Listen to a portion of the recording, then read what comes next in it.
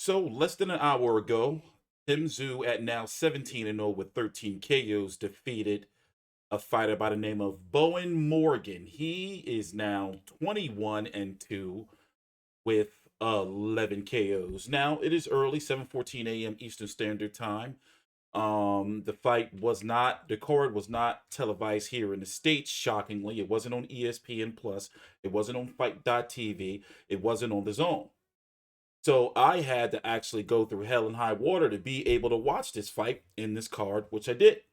So on the phone, I got my colleague Big J, and we're going to run right through things. Now, me personally, I am not impressed. In fact, what we're going to do is going to give you a brief clip of the stoppage right here via fair use. Please subscribe. This is TstreeT Controversy with FightView360.com. Le ganó a Jeff Horn en 8 asaltos, lo detuvo. It just wasn't. Here, let me fast forward. I'm showing the clip in the background of the knockout. You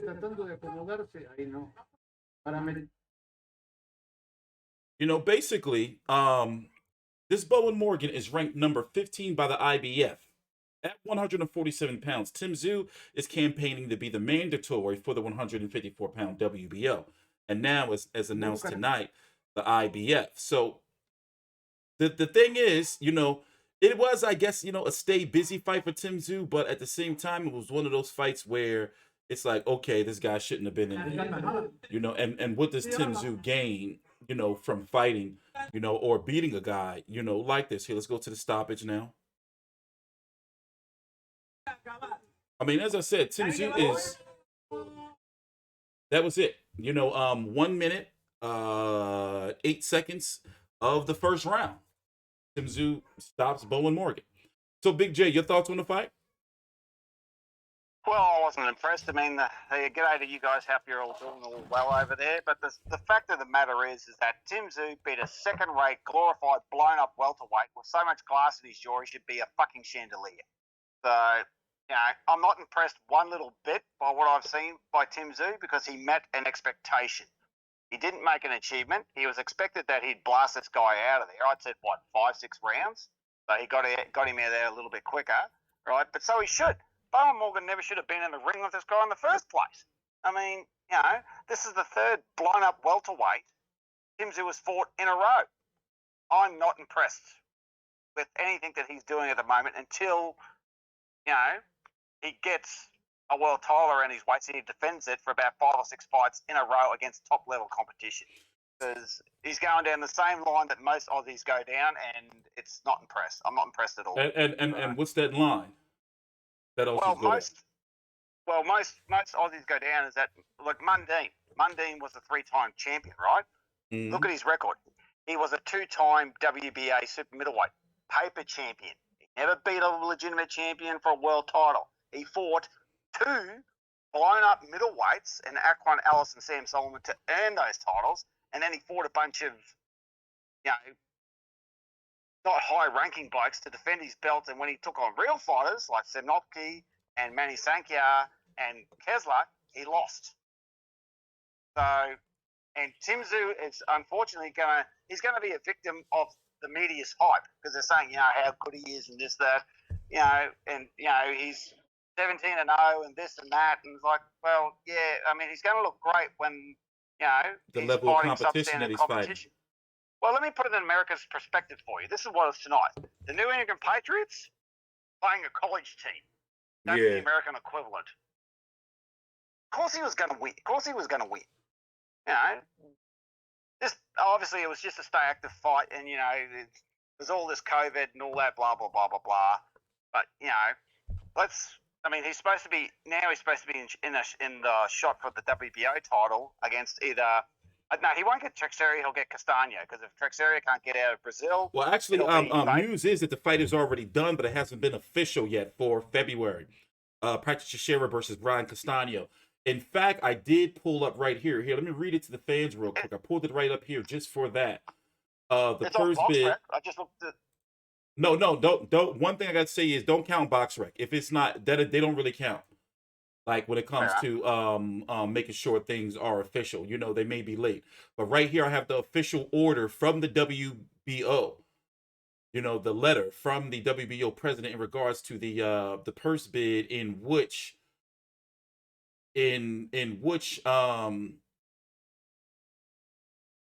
Golden Boy won for 300 or so thousand. I think it was 400 or so $1,000 or something like that. It, hmm it took place on Friday, November the 13th. So basically, it's happening sometime in February. So here, indicated that the record that Mr. Diaz, Roberto Diaz, the matchmaker for Golden Boy Promotions, provided a second envelope of a purse bid offer. According to Golden Boy Promotions, they bid it an amount of $427,000. So the fight is done. They won the purse bid. The bid was awarded to Golden Boy Promotions on November the 13th at 12:30 p.m.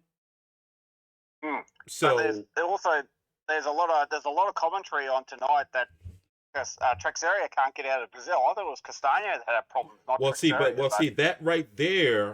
Now that right there is possibly true, especially with what's going on with COVID. But looking at the rankings, now this is important. Looking at the rankings, my understanding is Tszyu fought an eliminator tonight, not a final eliminator. He did.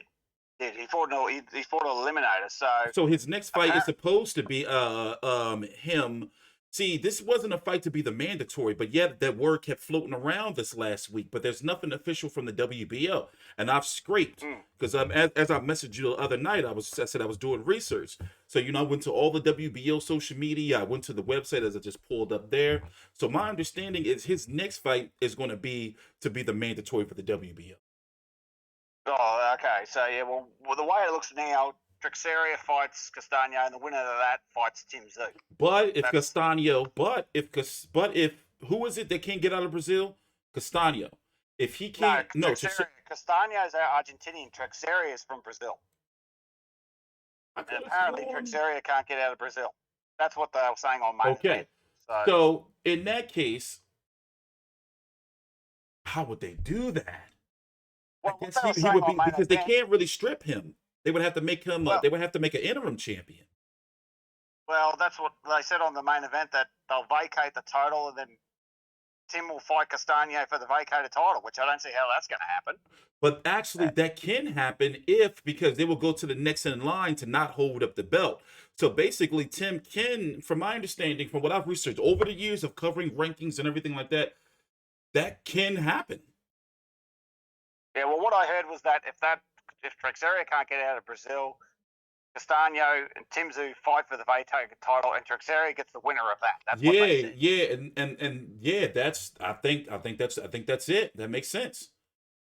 Well, that's what they said on Main Event. So yeah, but I tell you, did you watch the Paul Gallen Mark Hunt fight? Geez, that I was having issues. I came in through round one. Now, what did you feel about the cards? It was a unanimous decision by Paul Gallen. I had him winning. Yeah, I had him winning. I honestly, as I said, I stuck to my guns until they actually announced him as the winner. I thought it was going to be a draw, and you could argue that it was going to be a draw, but they gave the win to Paul Gallen, and I think Gallen did enough off of in better shape. Absolutely, he was so fit. I mean, even though Mark Hunt, to his credit, lost 25 kilos, he was gassed by round 3. I mean, we were talking about it though, that Mark Hunt would be we were expecting a big punch if he were to win. Exactly, and he almost got it. He smacked him in round 2, and then he let him go. He showboated into the crowd. What are you doing, mate? Get in there and knock his bloody head off. But that actually was a lot better than what I thought. But as I said, I went in there with no expectations, no disappointments, and I wasn't disappointed because I had no expectations. So did you watch the entire card?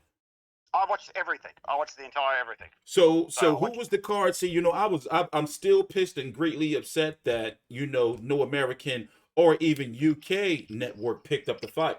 Hell, basically, Mexico got it, and that was Latin America. That was pretty much it. I'm guessing Latin America got it for Castagno and Teixeira fans, and to get them some exposure.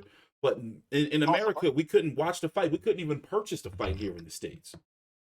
No, that's a bit of a bump. That was it's not a good look. No, but the card. Who was the stand-up?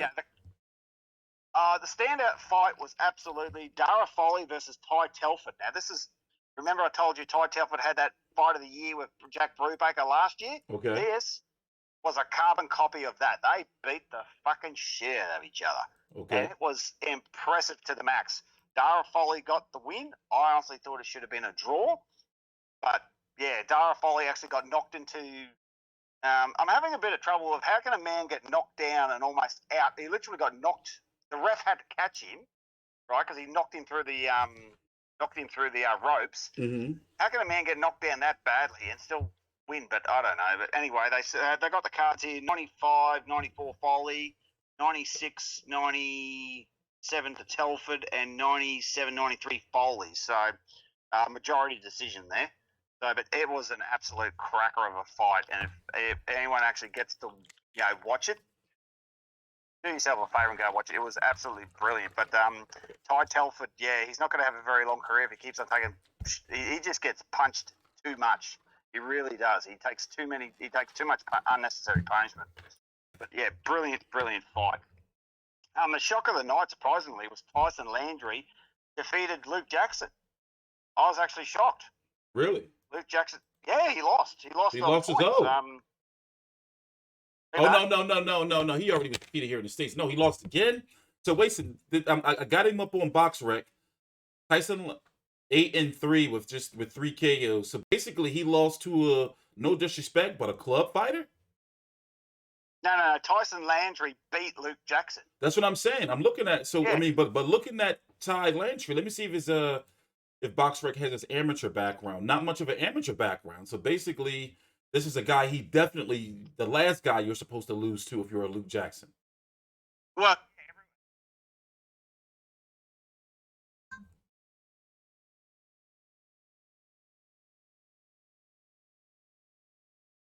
inactivity of 15 months and stepping up to the lightweight division.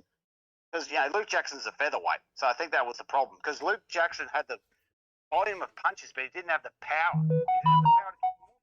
Like watching Franco Maloney 1, Yeah, I covered Luke Jackson versus Carl Frampton, by the way. Yeah. So, Luke Jackson beat him in volume of punches, but he didn't have the power on those punches to keep Landry off, and Landry just kept on smacking him. Every time he hit him, and it was only a 6-round fight. And for a guy like Luke Jackson being 35 years old, that's a very, very bad defeat. Yeah, well, it is. Well, maybe the time out of the ring and his age, maybe it's time to call it a day. But who knows? But then again, Sam Solomon won a world title at 40. So, but yeah, I think maybe the lightweight's too heavy for him. I think he needs to go back down to the super or feather. So. Taking a defeat like that at 35 years old, that's it's gonna be pretty devastating. It is. Liam Wilson got a 3rd round TKO over his opponent. He retired in the corner. He knocked him out literally outside the ropes.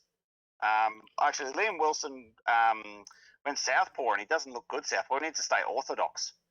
But he picked up another win. You think he got the goods? You think he's on his way up? I mean, he's fighting at 135, tough division. I'm not saying that the guys that are at the top, like the Teofimo Lopez's and Devin Haney's, will be there by the time he gets up there. But do you think he has the goods to even make it to the top 15? Even if he's not in there yet. You think he has the goods? He does have the goods, but I don't think he should fight lightweight. I think he needs to stay at super feather. He's a traditional super feather. Because it's just, when he took on this guy had a good record. He just seemed too big. Like he could take his power. Yeah. Even though it only lasted 3 rounds, just something was just off about it. Something just didn't see. I think that he needs to stay at super featherweight. I don't think he's a lightweight fighter. He needs to stay at super featherweight because he's got that, the height, the reach, the power, and all that. Yeah, because the super feathers are pretty much, usually, coming into the ring at welterweight. Maybe super welter. So that's them guys are going to be coming into the ring huge if he makes it up to that, that level. Yeah, exactly. So yeah. I mean, look at Loma. He's the perfect example of a guy that's just too small for that division. Yeah, I think that he exposed a couple of weaknesses tonight. I mean, he still had a good win, but you just saw, okay, he's got a few chinks in his armor here. Mm-hmm. So yeah, and I think he just got hit by a guy that. I mean, the opposition. I can't remember his name. The fella, he can hit. I mean, his name is Rodney Rafal. Yeah, that's in Rodney form. Because if you remember, Jackson Woods clipped Liam Wilson in his last fight on the Horn Zoo undercard. Mhm. So, you know, Liam Wilson can get clipped, and if he gets clipped against those heavier guys, he might not, he might be in a bit of strife. So, Yeah. I mean, he's only 8-0. He's got a long way to go. He's got all the potential in the world, but he really needs. I think he needs to stay at super featherweight. I think lightweight is going to be a little bit too dangerous for him. Once again, just my opinion. So, but no, the card was solid. I mean, as we said, not worth $60, not by a long shot. Yeah, But, that was crazy right there. Oh well. I'm interested in knowing what the purses were. I'm gonna try to see if I can find that information. Good luck, Aussies don't give out that information. Yeah, I'm gonna try though. That's the one thing.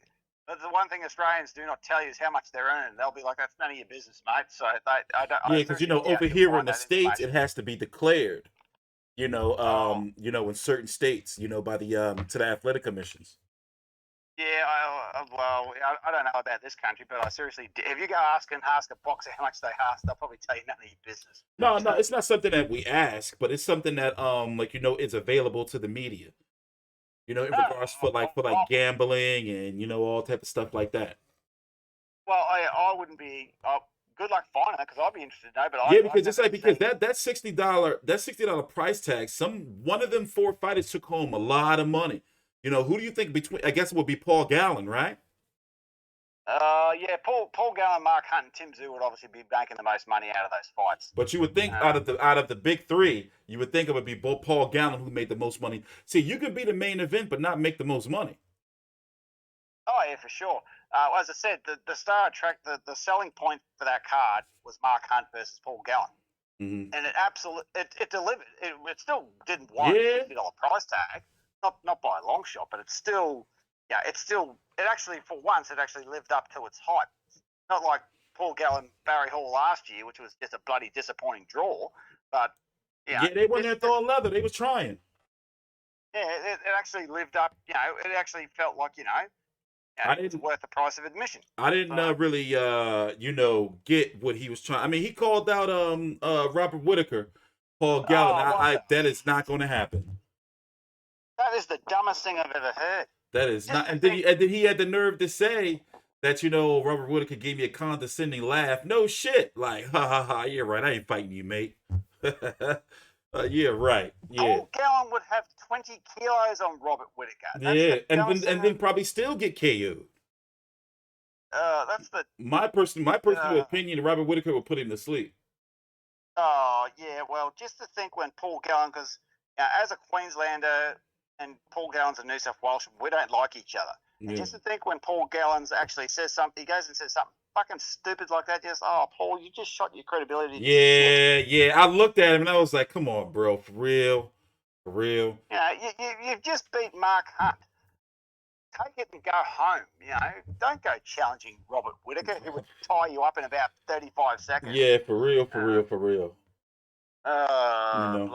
But yeah, was there, closing thoughts overall. How was the? Oh, do you know how many were in attendance?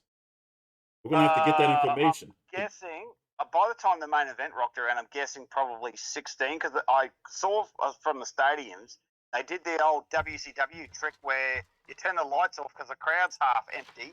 The dark. I get it. I don't. Maybe 15, 16,000. I don't know, but there wasn't a capacity crowd. You could tell that by looking in the background. You can see the lights were turned off and there's a whole bunch of empty seats. So, but I will find that out. I think I'll find out that information. I'll give some contacts, some media people down here a ring and say what was the crowd because they didn't even announce it. They never even told. We've got. Yeah, because normally they would announce like sometime before the main event. Like all right, here is such and such in attendance. Yeah. Yeah, well, they do that for every football game. I thought it weird that they never actually said, we've got X amount of people in the crowd tonight. I'm really looking forward to what happens with Tim Tszyu next because if he gets his title shot, which I don't think he will next fight, I think he'll have another fight before he gets his title shot, and I really hope that it's against someone. And I hope that they clarify. We can get some clarification on the WBO situation. Yeah, because it just seems like it's just a mess at the moment. So you go on BoxRec, the the fight's announced on Boxer. Yeah, okay, yeah, Trexerius fighting Because how can you Castagna on strip, how can you strip a fighter when, their government is pretty much the reason they can't leave? Now, normally, I Yeah, don't like interim championships, but that's a no, situation where an interim championship could be warranted, not to strip the fighter. absolutely. Yeah, and the winner of that gets because the one thing I don't want happening to Tim Tszyu is being a victim of other people's hype. They're saying, as the main event video, he's the best fighter in Australia. No, he's not. Yeah, Not by a long shot. Not even close. yeah. He's not even close I to mean, it's being the good to best see the fighter in the country, country. it's good to see that main event is backing them. And, when it comes to a significant fight, I'm guessing they're going to be putting in some heavy money to make sure they get that fight over there in Australia. Absolutely, absolutely. But I That's why don't that's want it why to be main a event is doing this. They're putting all their marbles, in the Tim Tszyu. Oh, absolutely, because at the moment, there's no one else that main event uses as a cash cow because everyone else is tied up with other promotions. Yeah, George and has got basically based in the United States. George has got Lou DiBella. The Maloney twins have got Top Rank. Yeah, so Tim All the is other their guy, their network guy. Yeah, yeah, you see it. Tim, It's on, yeah, you see it. But Of course, damn, there's they can nothing wrong calm with down a that. little bit and be a little bit, they're not even shameful with it. Yeah, They're just pushing it down our because throat. yeah, And I'm not exactly, even from because over there and I see it. it's clear as day because if they hype him up and hype him up and hype him up and he gets his ass kicked, it's gonna go bad. So, Well, I already said it. I as I think the said, perfect fight's for him next.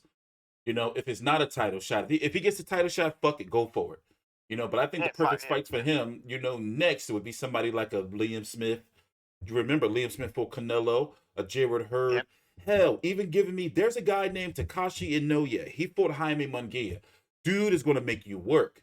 You got a Sergio Garcia who's fighting. Just so happened this weekend, he's also very close to a WBC final eliminator. He's like one fight from that. He's a Sergio Martinez fighter. What's Erickson Lubin doing? He'd be a good fight. No, Erickson Lubin, I don't think, but if he fights Erickson Lubin, then that means Tim Tszyu is going to sign with PBC. You see what I'm saying? Oh, yeah, did he actually have to do that? Pretty much, that's how PBC works. Okay. PBC, if you don't know, they're on their way to being a league. Yeah, you've been saying that for months. Like UFC, and you can see the writing's all on the wall.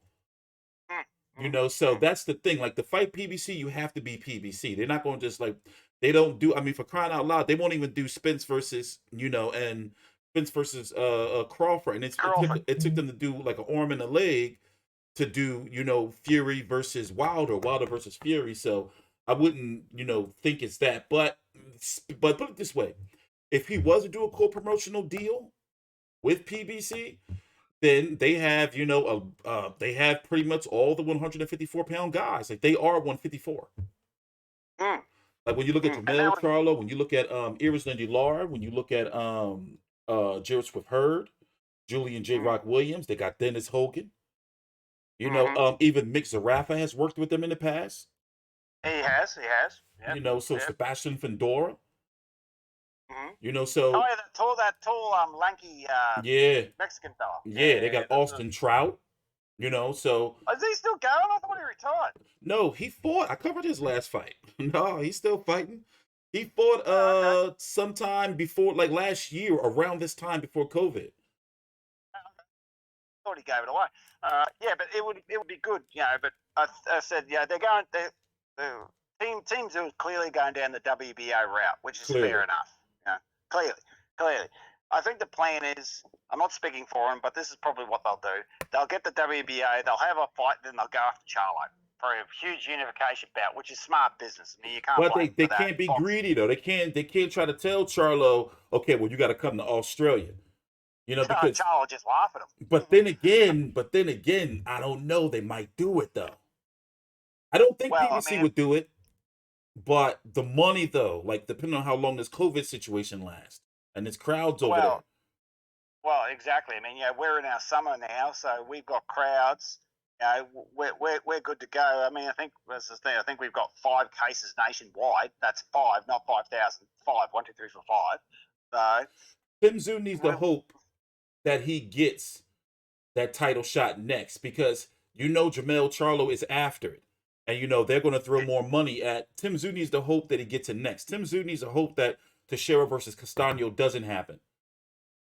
Yeah, because he'll get Castano then, and then he'll. Yeah, because Castano, I've looked at his record. He's a former WBA super welterweight champion, so he's a legit fighter. Yeah, and Minnie in a fight which I covered, I remember Minnie felt he had did enough to defeat Landy Lara. Yeah, because that was a draw. I looked that up. Yeah, he's a nice, solid, like pressure fighter. Like he's going to give Tim Tszyu some work, and which we want. Exactly, and he's established 154, which would be excellent. And if Tim can get past him, get the belt around his waist, get some few defenses under his belt. It won't be no few defenses because Jamel Charlo is after that belt. That's what I'm saying. They're going to throw a lot of money. Put it this way: it's not even about who has the belt; it's about buying the belt. Buying the belt, yeah. They're going to throw a lot of money at who has that belt. So basically, what I'm saying is, whatever fight happens with that WBO, Tim Tszyu needs to hope that it's next because the next fight, they're not going to. PBC is going to aggressively go after that belt. It's not going to be no 2-3 fights. Like Jamel Charlo's going to want that shot within. I'm talking about in 2021, before late 2021. Well, yeah. I mean, yeah, that would be massive, and depending on how things are going. Yeah, you could. That would easily be a massive stadium fight. That'd be like 55,000. But I don't know if Jamel Charlo going to come over there, bro. We'll have to. I mean, we'll have to see. But we do got to wrap things up. We already went a half an hour in. That's crazy because there's still so much to talk about. But closing thoughts. As I said, we'll just leave this as it is. He got past Dale Morgan. We all know he was going to do it. Excellent fight by Paul Gallen. Liam Wilson, good win. Ty Telford versus Foley, easily the fight of the year.